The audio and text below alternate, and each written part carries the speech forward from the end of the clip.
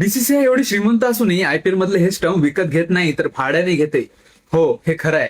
एका मॅच साठी स्टंप वापरायचं भाडं जवळपास 2.5 ते 3 लाख असतं. कारण स्टंप बनवणारी झिंक इंटरनॅशनल हे ऑस्ट्रेलियन कंपनी त्यांची टेक्नॉलॉजी कोणी कॉपी करू नये म्हणून हे स्टंप डायरेक्ट विकतच नाही आणि क्वालिटी नेहमी उत्तम राहावी म्हणून ते फक्त रेंटल सर्व्हिस देतात. भाड्याने घेतल्यामुळे झिंक कंपनीचे स्वतःचे इंजिनियर प्रत्येक मॅचला मैदानात हजर असतात. स्टंप लावण्यापासून ते त्यांच्या अचूक असण्याची गॅरंटी देण्याची सर्व जबाबदारी त्यांची असते. आणि हे जे स्टंप रोज आपण तुटताना बघतो ना, ते साधे लाकडाचे तुकडे अजिबात नाहीयेत, तर हे स्टंप कंपोजिट प्लास्टिक आणि पॉलिकार्बोनेट सारख्या मजबूत हाय इम्पॅक्ट मटेरियल पासून बनवलेले असतात. एका फुल सेटची किंमत 30 लाख रुपये असते आणि एका स्टंपची किंमत साधारणपणे 10 ते 12 लाख रुपयांच्या घरात असते. म्हणजे आपल्या गल्ली क्रिकेट मधला संपूर्ण cricket kit, bat, ball, pad सगळं विकलं ना तरी यातला घंटा एक स्टंप पण येणार नाही. पण एका स्टंपसाठी एवढे पैसे कशाला?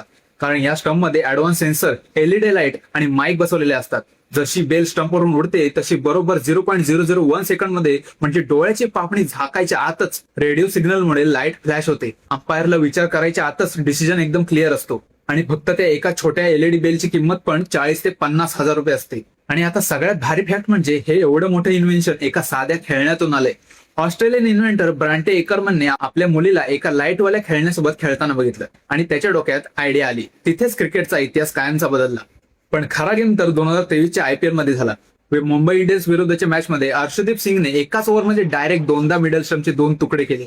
तुम्हाला माहितीये का ते एकाच ओव्हरमध्ये किती नुकसान झालं? डायरेक्ट 24 लाख रुपये. म्हणून पुढच्या वेळी जेव्हा कोणता बॉलर स्टंप उडवेल ना, तेव्हा लक्षात ठेवा तो फक्त स्टंप नाही तर 30 लाख रुपये उडवतोय. कोणत्या बॉलरने आतापर्यंत सर्वात जास्त वेळा स्टंप तोडलाय तुम्हाला माहितीये का?